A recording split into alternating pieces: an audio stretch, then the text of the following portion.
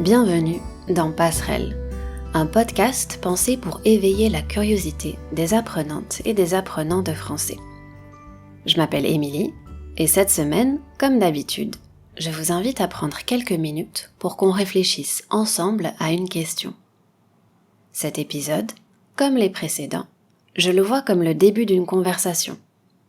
Un échange inspiré par les podcasts que j'écoute, par mes lectures et par des conversations de la vie quotidienne. Mon but, c'est juste de partager avec vous quelques pistes de réflexion et de vous encourager à vous poser des questions en français. Aujourd'hui, on va parler d'un personnage de la mythologie grecque, Circé. Et à travers son histoire, on va s'intéresser à une émotion toute particulière, l'empathie. Pourquoi j'ai eu envie de vous parler de ce personnage, de Circé ? C'est inspiré par un livre que j'ai lu l'année dernière. C'est un roman dont vous avez peut-être entendu parler, puisqu'il a eu un certain succès, je crois. Circé, tout simplement, c'est le titre de ce roman. Pour vous donner un peu de contexte, ce livre a été écrit par Madeline Miller, une autrice américaine. Moi, je l'ai lu en anglais, mais c'est toujours bon à savoir qu'il a été traduit en français en 2019. En fait, ce que je trouve particulièrement intéressant dans le travail de Madeline Miller, c'est la manière dont elle s'intéresse aux histoires parallèles, aux personnages qui ne sont pas très développés dans la mythologie grecque. À partir d'informations qu'elle pioche ici et là, elle donne une nouvelle profondeur aux personnages. Elle pioche, autrement dit, elle récupère des bouts de l'histoire de Circé dans le texte original, et elle nous offre un nouveau regard sur ce personnage. Pour commencer, on va prendre quelques minutes pour parler de storytelling. J'appellerais ça la narration en français. Je trouve qu'il y a une vraie réflexion à avoir autour de l'image qu'on a de Circé en lisant le texte original d'Homère. Cette image, on peut la comparer à celle qu'on trouve dans le roman de Madeline Miller. Ça pose une question très intéressante, je pense. À savoir, comment notre vision d'un personnage change en fonction de l'auteur ou l'autrice qui raconte l'histoire. Ensuite, on va discuter plus longuement du sujet principal de cet épisode, quand même. Ça va être l'occasion pour moi de partager ce qui m'a plu dans le roman de Madeline Miller et dans son personnage, Circé. Et pourquoi pas, par la même occasion, vous donner envie de lire ce livre si c'est pas encore fait. Pour finir, c'est Madeline Miller qui le dit elle-même, l'empathie est une caractéristique fondamentale du personnage de Circé. Du coup, ça m'a donné envie de finir cet épisode avec quelques réflexions sur l'empathie et sur comment cette capacité nourrit nos relations aux autres.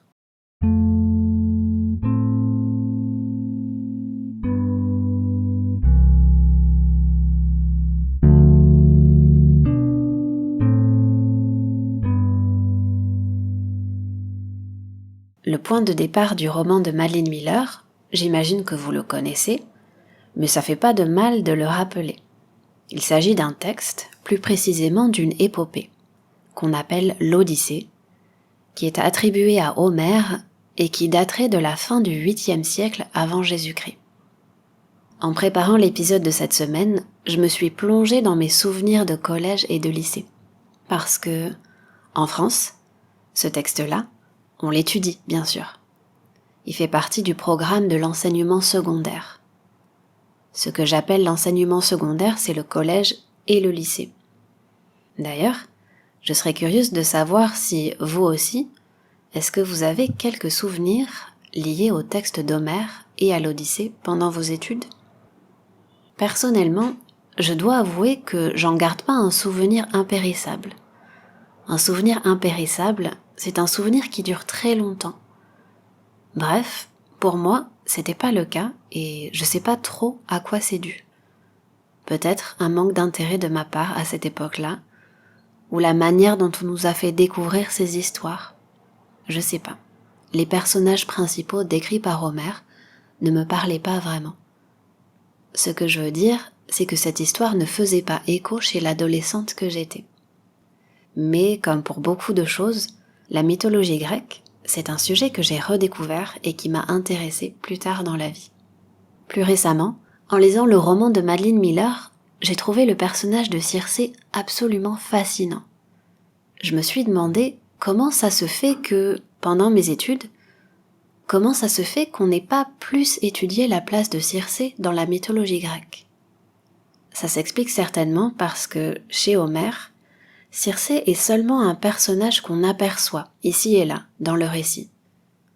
Dans l'Odyssée, les informations qu'on retient au sujet de Circé, c'est qu'elle est une sorcière, et aussi le fait qu'elle transforme l'équipe d'Ulysse en cochon. Et à part ça, on ne sait pas grand-chose de plus à son sujet. Chez Madeline Miller, Circé prend une dimension tout à fait différente. Le personnage gagne vraiment en profondeur. Après avoir fini de lire le roman de Madeline Miller, j'ai trouvé qu'une des forces de son livre, c'est qu'elle reste fidèle au mythe original, tout en offrant un nouveau regard sur Circé. Son style d'écriture insuffle à Circé une histoire qui semble nouvelle. Le verbe que je viens d'utiliser, insuffler, a plusieurs significations. Mais ce que je veux dire ici, c'est qu'elle donne un nouveau souffle, qu'elle transmet quelque chose de nouveau. Ça s'exprime en particulier dans la manière dont elle développe la psychologie de son personnage. Elle part du mythe original et elle en fait une histoire d'empouvoirment et de courage. L'empouvoirment, c'est l'équivalent de empowerment en français. Elle a beau raconter une histoire issue de la mythologie grecque, la Circé du roman de Madeline Miller est complètement en résonance avec l'époque actuelle. Pour rentrer un peu plus dans le détail sur les questions de storytelling ou de narration, ce qui est particulièrement marquant, c'est l'utilisation du « je ». Chez Madeline Miller, Circé est la narratrice. C'est elle qui raconte sa propre histoire. Alors que chez Homère, l'histoire est racontée à travers le regard d'Ulysse. Et ça doit nous faire réfléchir à la manière dont Circé est présentée, à comment notre perception de ce personnage va changer en fonction de qui raconte l'histoire. Ce qui fait la différence dans la narration que Madeline Miller a choisie, c'est que le lecteur est plongé dans la psychologie de Circé. Dans ce roman, il y a tout un travail pour trouver la voix de Circé. Un travail de recherche des détails disséminés dans l'œuvre d'Homère. Des détails disséminés, ça signifie que les éléments sont dispersés ici et là dans le texte d'Homère. Il mentionne des petites choses sur Circé sans s'attarder à les développer. Ce sont ces petits éléments qui servent de base à la réflexion de Madeline Miller. Pour le coup, c'est un travail de curiosité qui l'a poussé à raconter le personnage de Circé différemment. Son roman nous montre que la narration est un pouvoir. Elle prend ce pouvoir et elle donne une voix aux femmes qui, et c'est important de le dire, les personnages féminins sont souvent silencieux dans les aventures épiques d'Homère. À l'origine, ces aventures épiques sont quand même bien ancrées dans des normes masculines. Il faut le souligner, je crois. Et pour revenir au point principal, la narration est donc un pouvoir. Parce que le storytelling façonne le monde dans lequel on vit. Et c'est vrai, peu importe l'époque ou le contexte. Je pense que la narration, la manière dont on raconte les histoires, peut contribuer à établir de nouvelles normes. Je ne sais pas quelle était l'ambition de Madeline Miller quand elle s'est lancée dans sa relecture du mythe de Circé. Je ne sais pas si c'était son but de renverser certaines normes. Mais en tout cas, je trouve que son livre dit quelque chose de très pertinent sur la question des femmes, de la parole et du pouvoir dans la narration. Ça fait du bien de voir un personnage comme Circé qui fait sien le rôle du héros. Faire sien, ça veut dire s'approprier quelque chose. C'est juste rafraîchissant de voir un personnage féminin s'approprier les notions traditionnelles du pouvoir. Ça montre encore une fois l'importance du storytelling, son influence sur notre manière de voir le monde et notre envie de le changer. Alors, si c'était aussi simple que ça fait longtemps qu'on aurait changé le monde. Mais j'aime penser que chaque histoire, petit à petit, peut aider à changer les mentalités. Vous l'avez compris, je pense, une des choses que j'ai le plus appréciées dans le roman de Madeline Miller, c'est la narration.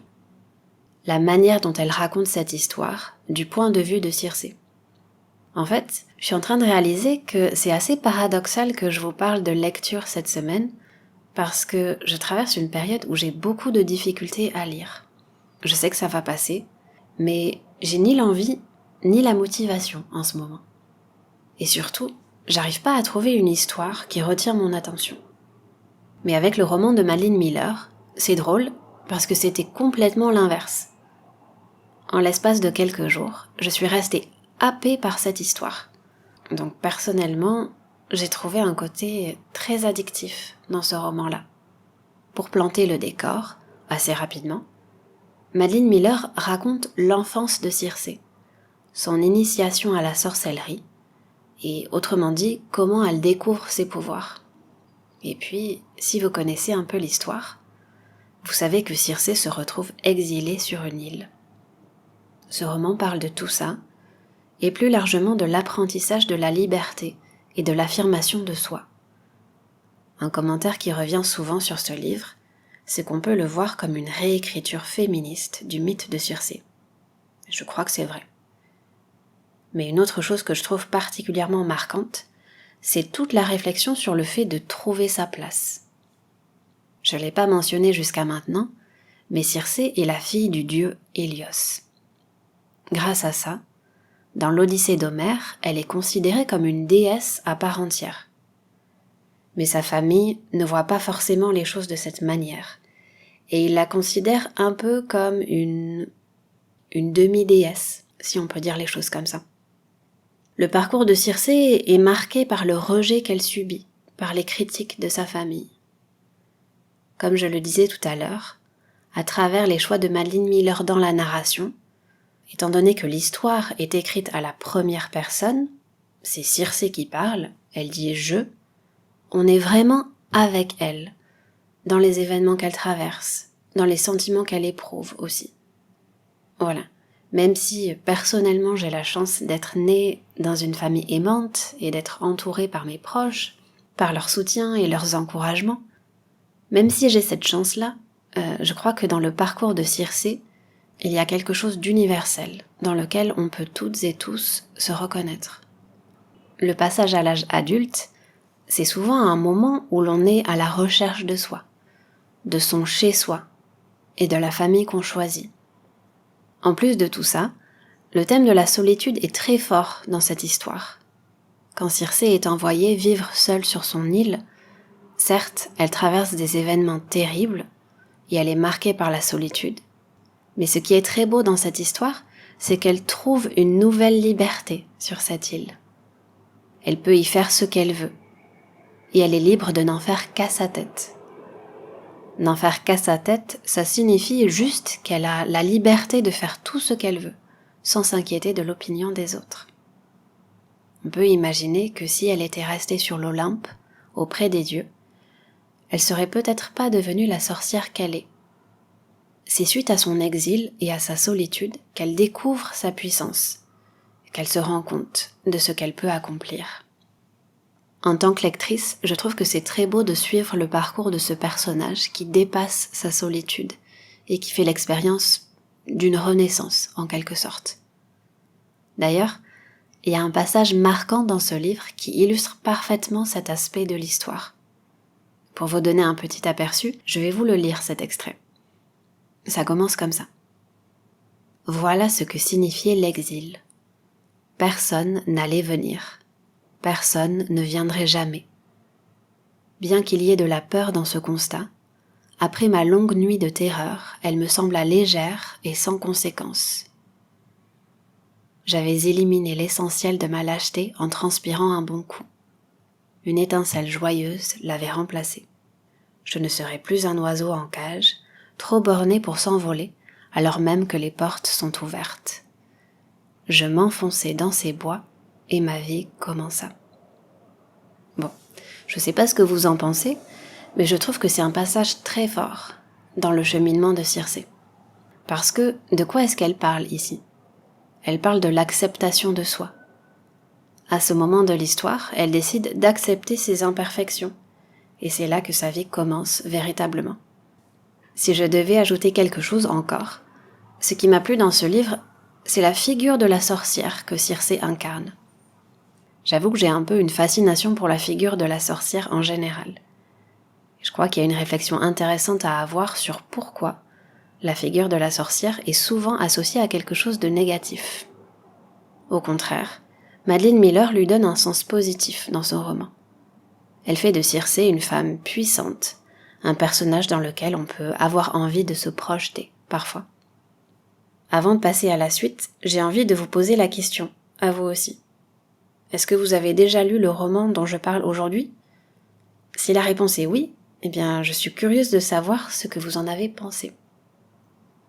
En tout cas, autour de moi, j'ai entendu des critiques positives, mais également d'autres opinions un peu plus nuancées. Je crois qu'il y a quelques discussions sur les libertés que Madeline Miller prend vis-à-vis du mythe original.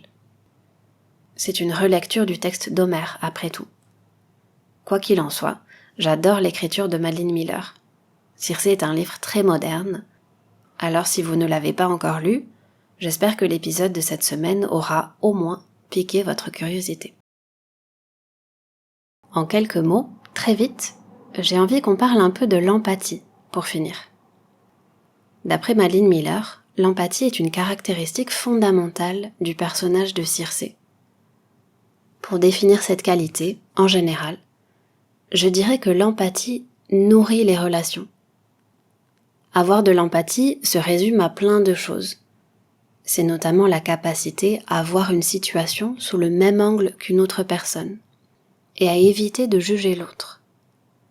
Faire preuve d'empathie, c'est accompagner l'autre, éprouver des sentiments avec d'autres personnes. Pour moi, l'empathie est étroitement liée à l'écoute. C'est écouter et essayer de comprendre ce que l'autre personne ressent et l'aider à prendre conscience qu'il ou elle n'est pas seul. Et effectivement, il y a quelque chose de profondément vulnérable dans l'empathie, parce que je dois aller chercher une partie de moi qui est familière avec ce sentiment parfois triste ou parfois difficile, dans le but de créer un lien avec la personne que j'écoute. Quand on est celui ou celle qui écoute, il faut accepter de ne pas toujours vouloir positiver, ou chercher à encourager l'autre à ne pas s'apitoyer sur son sort. S'apitoyer sur son sort, ça veut dire quelque chose comme se sentir désolé pour soi-même. Mais pour revenir à l'empathie, je crois qu'il faut s'interroger sur notre besoin de vouloir améliorer les choses pour l'autre personne. Alors que bien souvent, la meilleure chose qu'on puisse faire, c'est tout simplement écouter l'autre. On s'en rend pas toujours compte, mais on peut apporter un véritable réconfort grâce à l'écoute. Comme je le disais au tout début, l'empathie nourrit notre relation aux autres. C'est une capacité importante à avoir pour développer des relations de qualité. Et pour boucler la boucle, autrement dit pour finir et revenir à Circé et à la lecture, on fait l'expérience de l'empathie à travers la littérature. Quand on lit un livre, c'est exactement ça qu'on fait. On se place dans une situation où on partage l'expérience de la vie d'une personne de l'intérieur.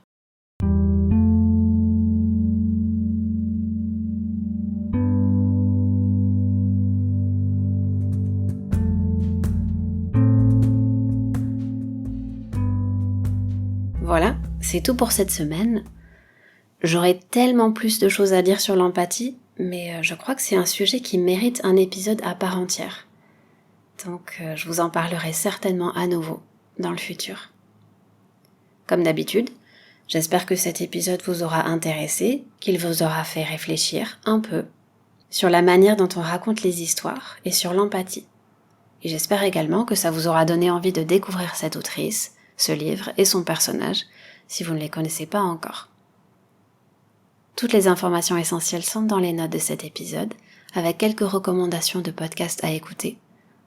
Encore une fois, je vous invite à vous abonner à Passerelle sur votre application de podcast préférée, si ce n'est pas encore fait. Et vous pouvez aussi me retrouver sur les réseaux sociaux, et notamment Instagram, où je partage des ressources supplémentaires pour continuer à échanger. Le meilleur moyen de faire connaître ce podcast, c'est encore d'en parler autour de vous. Si vous avez aimé l'épisode que vous venez d'écouter, je vous encourage à mettre une note sur Apple Podcast et à écrire un commentaire. Je le répète, comme chaque semaine, vos commentaires sont très utiles dans l'amélioration de ce podcast. Alors, si vous avez écouté cet épisode jusqu'au bout, je vous encourage à m'écrire ou à m'envoyer un message vocal sur mon compte Instagram pour me dire ce que vous en avez pensé. Je vous remercie d'avoir pris le temps de m'écouter aujourd'hui et je vous donne rendez-vous bientôt pour le prochain épisode. À très vite.